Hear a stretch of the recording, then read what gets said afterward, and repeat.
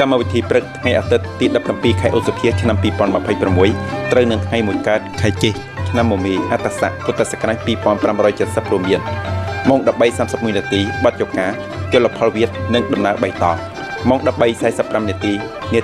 ឈានជើងក្រមតងបាក់ម៉ោង 14 បទយកាជនជាតិលូឡូនឹកគុនបាក់ម៉ោង 14:30 នាទីល្ខោនបាសាក់រឿងទឹកភ្នែកម្ដាយថ្លៃភាគទី1ម៉ោង 15:40 នាទីកាត់ម្ចាស់ឆ្នោតទទួលខុសត្រូវចំពោះម្ចាស់ឆ្នោត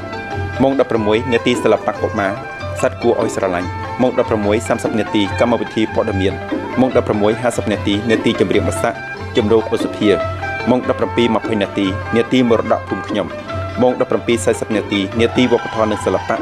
លក្ខណៈពិសេសនៃពិធីបុណ្យកំសាន្តស្រុកនៅឃុំតៃយ៉ាង